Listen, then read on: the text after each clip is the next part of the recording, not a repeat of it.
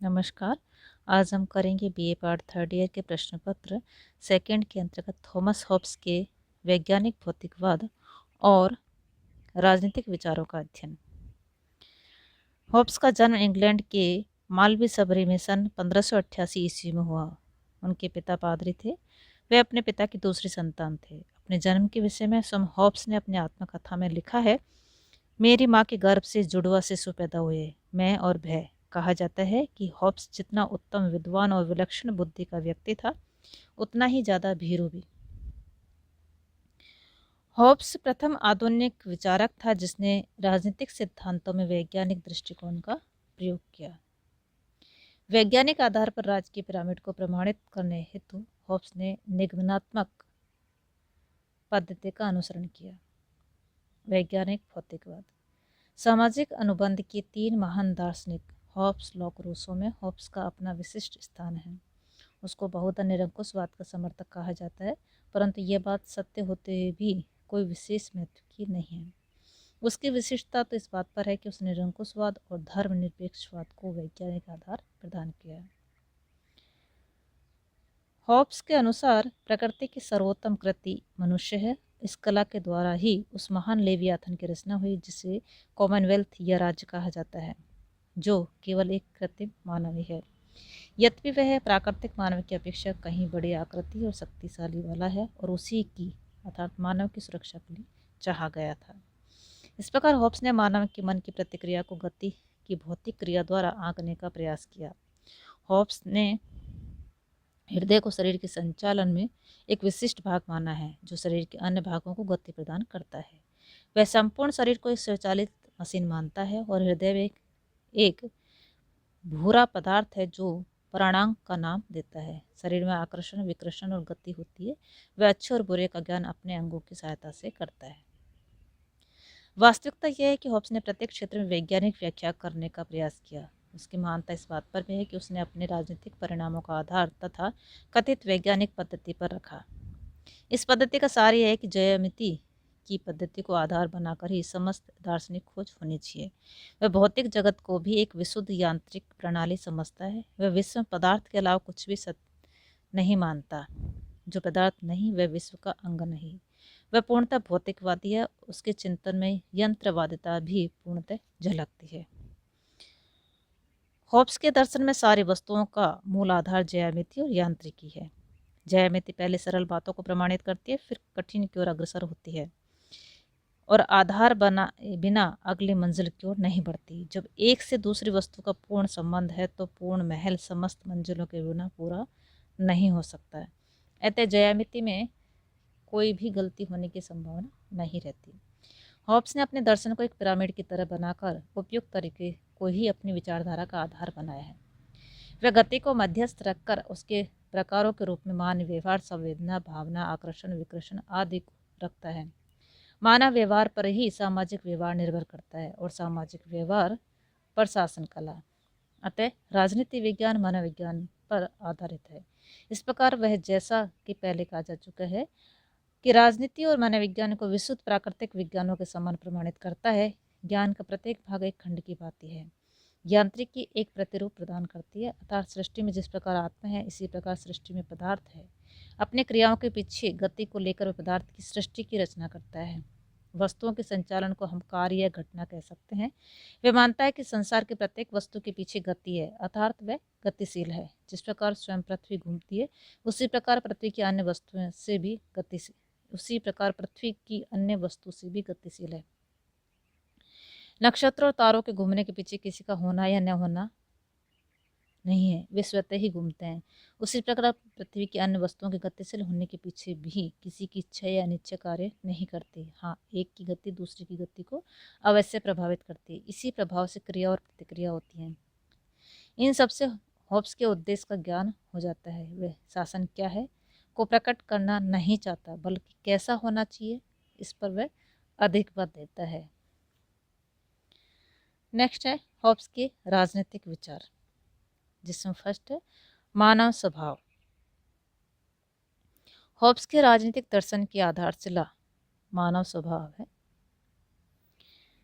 मनुष्य भी पशुओं की तरह भावनाओं का दास है। मनुष्य और पशु में केवल यही अंतर है कि पशुओं के पास मनुष्य की तरह भाषा और तर्क की शक्ति नहीं है। मनुष्य अन्य प्राणियों और पदार्थों की तरह गतिशील है, उसकी इस गति का कोई गंतव्य नहीं है। वह एक इच्छा को लेकर बढ़ता है, परंतु जैसे उसको प्राप्त कर लेता है किसी नई वस्तु की अभिलाषा जाग उठती है। इस प्रकार अभिलाषाओं का क्रम चलता रहता है और संसार में मानव स्वतः ही गतिशील रहता है। इस गति को संचालित करने के लिए हॉब्स किसी विशेष संचालक को न मानकर मनुष्य के अंग को ही स्वीकारता है। वह विशुद्ध भौतिकवाद का अनुसरण करता हुआ कहता है कि आँख, नाक, कान, जीवा, त्वचा प्रत्येक वस्तु को अनुभव करके मनुष्य को अच्छे बुरे का ज्ञान करवाती है। वह ज्ञान प्राप्ति और कल्पना को भी उसी श्रेणी में रखता है। अतः अच्छे बुरे के आधार को लेकर मनुष्य की गति गतिमान होती है और वह गतियाँ दो प्रकार की हैं, इच्छिक और अनिवार्य में विश्वास करता है। इच्छिक में बोलना, देखना, चलना आदि आता है, तो अनिवार्य में श्वास लेना आदि। जिस वस्तु को वह चाहता है, जिसकी तृष्णा जागृत होती है, मनुष्य का उसकी ओर आकर्षण बढ़ता है, उस आकर्षण को अभिलाषा या इच्छा कहते हैं। जिस वस्तु को वह नहीं चाहता, उससे उसे विकर्षण होता है, उस विकर्षण को घृणा कहा जाता है। इस प्रकार हंसना, खेलना, खाना पीना आदि से फिर सुख दुख, आशा निराशा, साहस, क्रोध आदि मनुष्य की एक ही प्रवृत्ति के द्योतक है। वह प्रवृत्ति अर्थात गति है, अभिलाषा और घृणा। अतः हॉब्स के संपूर्ण चिंतन में यह भौतिक तत्व विद्यमान रहता है जो मनुष्य को हमेशा गति प्रदान करता है और जिसके कारण संसार चलता रहता है। हॉब्स के अनुसार मनुष्य अरस्तु की तरह सामाजिक प्राणी नहीं है बल्कि असामाजिक प्राणी है। स्वयं हॉब्स के अनुसार वस्तुएं या तो मनुष्य को आकर्षित करती हैं या फिर उसे विकर्षण करती हैं। आकर्षण को इच्छा कहा जाता है, विकर्षण को घृणा। हॉब्स मनुष्य को स्वार्थी प्रमाणित करने का प्रयास करता है। मनुष्य को बनाने में समानता का व्यवहार किया है। हॉब्स के अनुसार एक मनुष्य शारीरिक दृष्टि से कमजोर हो सकता है तो मानसिक दृष्टि से सबल। उसी प्रकार दूसरा मनुष्य मानसिक दृष्टि से जो निर्बल है वह शारीरिक दृष्टि से प्रबल है। अतः शारीरिक और मानसिक शक्तियों के संयोग से वे आपस में समान है। शक्ति के संबंध में उसने बताया कि जिन साधनों के प्रयोग से मनुष्य अपनी इच्छा की पूर्ति करके आनंद प्राप्त करता है वह शक्ति कहलाती है। जब मनुष्य की शक्ति समान है तो उसमें गति भी समान होनी चाहिए। गति की समानता के कारण इच्छाओं की समानता होगी। इच्छाओं की समानताओं में आपसी कलह की जड़ निहित रहती है। जब एक ही वस्तु को प्राप्त करने के लिए दो व्यक्ति इच्छा रखेंगे तो प्रतिस्पर्धा जागृत होना अवश्य संभव है। मनुष्य स्वार्थी होने के कारण अधिकाधिक अपने पास रखना चाहता है और दूसरे पर अविश्वास करता है और अपने पास अधिक से अधिक रखकर अपने वैभव की वृद्धि करना चाहता है। अतः हम मानव स्वभाव के झगड़े के तीन प्रमुख कारण देख सकते हैं: प्रतिस्पर्धा, पारस्परिक अविश्वास और वैभव या कीर्ति। प्रतिस्पर्धा के कारण वे लाभ के लिए, विश्वास के अभाव के कारण रक्षा के लिए और वैभव प्राप्ति के कारण प्रसिद्धि के लिए परस्पर झगड़ते हैं। झगड़े के तीनों कारणों के कारण व्यक्ति अपने आप को सुरक्षित नहीं समझता। उसे प्रत्येक कदम पर आत्मरक्षा के साधनों की खोज करनी पड़ती है। मानवीय प्रकृति के फलस्वरूप वह निरंतर सुरक्षा की खोज में निरंतर शक्ति का संचय करता है और इसी शक्ति के संचय के लिए वह धन, पद और सम्मान की लालसा रखता है। इसके लिए हॉब्स मूर्त और अमूर्त साधनों का प्रयोग करता है। मूर्त साधन के अंतर्गत वह लाभ को लेता है और अमूर्त के अंतर्गत गौरव को लेता है। अतः हॉब्स के विचार मनुष्य में दया, प्रेम, परोपकारी, सहानुभूति, सहयोग जैसे गुणों का अत्यधिक अभाव होता है।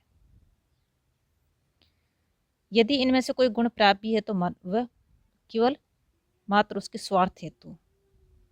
प्रधानता घमंडी, स्वार्थी, लोभी, जंगली, दयाहीन आदि अवगुणों की खान होती है मनुष्य में। नेक्स्ट है प्राकृतिक अवस्था। मनुष्य के आश्रय लक्षण के कारण जैसा उसका स्वभाव बना उससे प्राकृतिक अवस्था को भी वैसा ही बना दिया। वह शक्ति में समान था और दूसरों से अनियंत्रित था। उस अवस्था मनुष्य किसी भी राज्य व्यवस्था में रहता है वह व्यवस्था शांति की न मानकर हॉब्स अराजकता की मानता है। सबसे महत्वपूर्ण प्रश्न हॉब्स के सामने मानव के व्यवहार का नियमन करना है। यह व्यवहार बिना किसी राजनीतिक शक्ति के किसी भी हालत में नियमित नहीं हो सकता। उसके विचार में बिना नागरिक शक्ति के मनुष्य एक युद्ध की स्थिति में रहता है, परंतु हॉब्स के विचार में वास्तविक युद्ध नहीं, वह युद्ध की जानी मानी स्थिति है। सबसे निष्कृष्ट बात तो यह है कि वहां निरंतर भय और मृत्यु का खतरा बना रहता है, फैलता है। मानव जीवन एकाकी, निर्धन, घृणित, जंगली और अल्पकालीन हो जाता है। हॉब्स के शब्दों में ऐसे समय में जब मनुष्य एक ऐसी शक्ति के बिना रहते हैं जो उन्हें भयभीत बनाए रखे, वे उस अवस्था में रहते हैं जिसे युद्ध कहा जाता है। ऐसी दशा में उद्योग, संस्कृति, भवन निर्माण, यातायात साधन आदि के लिए कोई स्थान नहीं होता और मनुष्य का जीवन एकाकी, दीन, अपवित्र, पाश्विक और क्षणिक होता है। ऐसी अवस्था में न्याय और अन्याय का कोई भेद नहीं होता। प्रत्येक मनुष्य स्वतंत्रता के अधिकार का प्रयोग करता है। वह पशुवत जीवन व्यतीत करता है।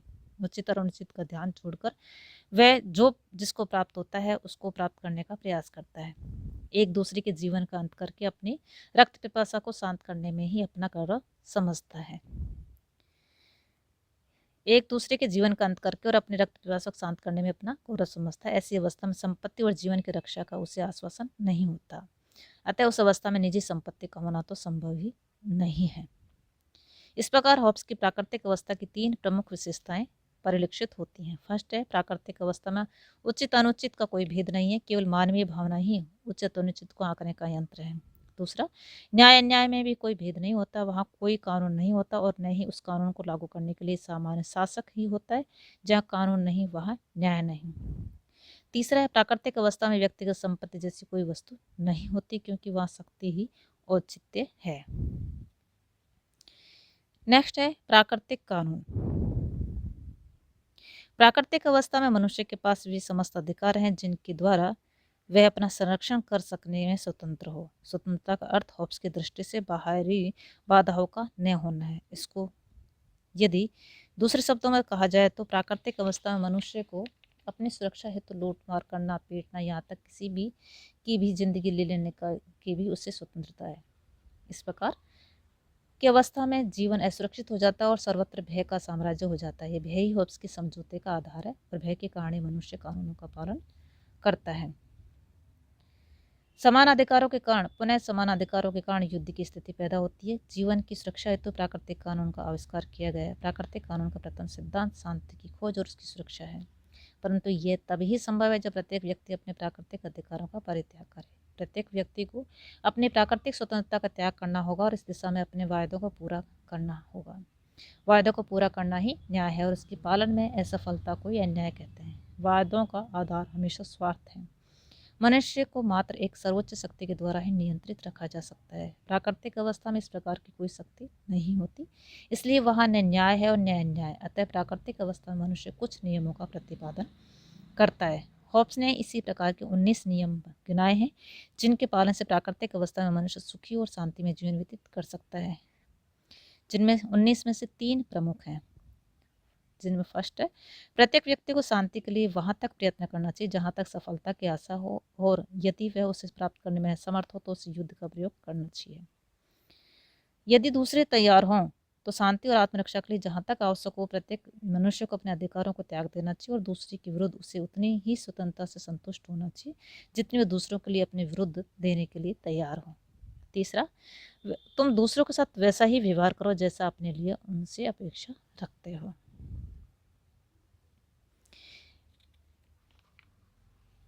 नेक्स्ट है सामाजिक समझौता।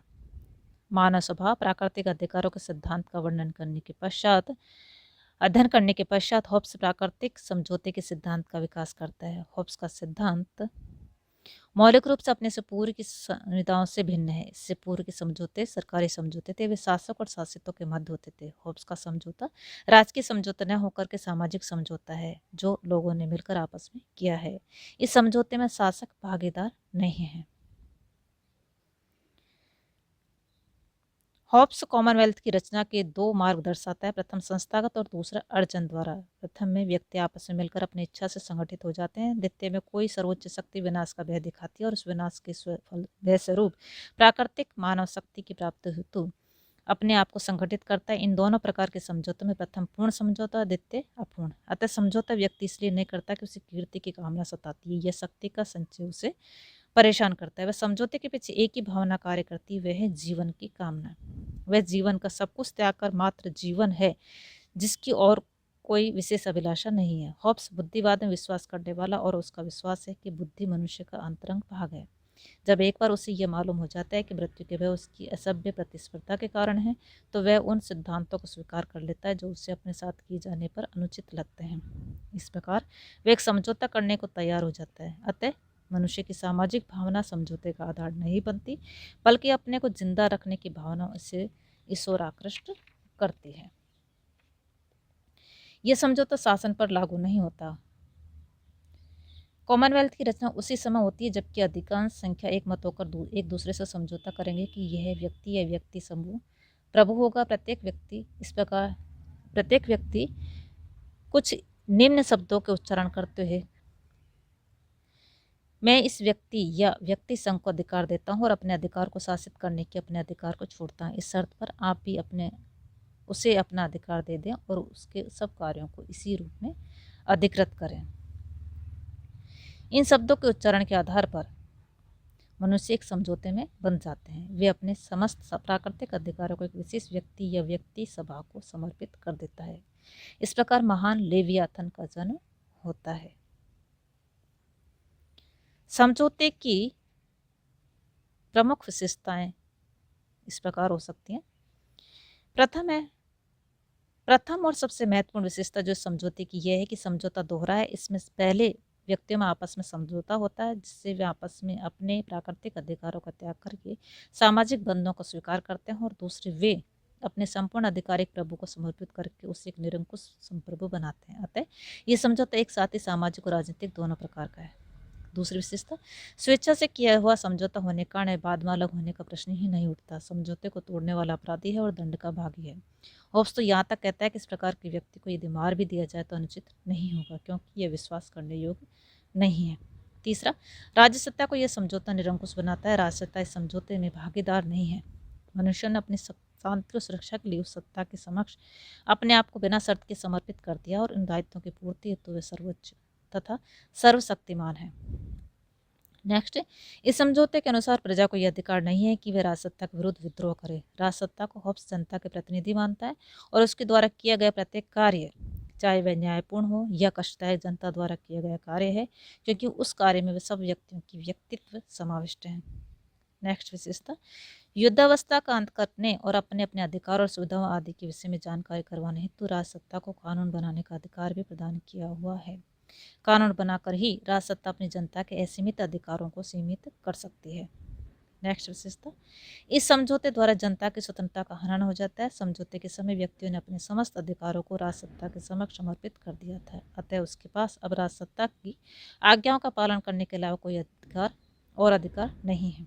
सातवीं विशेषता, राज्य के प्रशासन को चलाने के लिए अधिकारियों की नियुक्ति एवं चयन का अधिकार भी राजसत्ता के पास उस समय ही चला जाता है जिस समय व्यक्ति अपने संपूर्ण अधिकारों का परित्याग कर देते हैं। नेक्स्ट विशेषता, आंतरिक शांति और बाह्य सुरक्षा हेतु युद्ध या संधि अधिकार भी राजसत्ता को प्राप्त हो जाता है। नेक्स्ट, झगड़ों को सुनने और उस पर निर्णय देने के अधिकार से वह राजसत्ता न्यायाधीश का कार्य भी करती है। यदि वह उस कार्य को न करेगी तो पुनः युद्ध और अराजकता की स्थिति की उत्पन्न होने की संभावना हो सकती है। इस समझौते की अंतिम विशेषता यह है कि इसने एक संप्रभु को जन्म दिया है जिसकी संप्रभुता निरंकुश और अविभाजित है। इन विशेषताओं के आधार पर यह स्पष्ट हो जाता है कि सामाजिक समझौते ने मनुष्य को पंगु बना दिया। उसके पास किसी प्रकार का कोई अधिकार नहीं रहा है। वह चारों तरफ से राजसत्ता का दास बन गया है। यह सब होते हुए होब्स का चिंतन व्यक्ति के चारों ओर मंडराता है। उसका विचार है कि लेवियाथन महान है, शक्तिशाली, सब अधिकारों का स्वामी है, परंतु व्यक्ति के जीवन का रक्षक है। इसी जीवन रक्षा अर्थात सुरक्षा हेतु उसने अपने आप को लेवियाथन के समक्ष पूर्ण रूप से समर्पित कर दिया है। यदि लेवियाथन किसी भी समय मनुष्य को घायल करने, पंगु करने या अंग भंग करने का आदेश देता है तो स्वयं लेवियाथन के समक्ष समर्पण का उद्देश्य समाप्त हो जाता है और वह उसकी आज्ञा की अवहेलना कर सकता है, उसका विरोध कर सकता है। होब्स के शब्दों में उसे अर्थात व्यक्ति को राजसत्ता का उल्लंघन करने का अधिकार है यदि वह अर्थात लेवियाथन उसे मारने, घायल करने या पंगु बनाने की आज्ञा दे, अर्थात भोजन, औषध या ऐसी वस्तुओं के प्रयोग के लिए मनाही करे जिसके बिना व्यक्ति जीवित नहीं रह सकता। आज के लिए इतना ही। थैंक्स।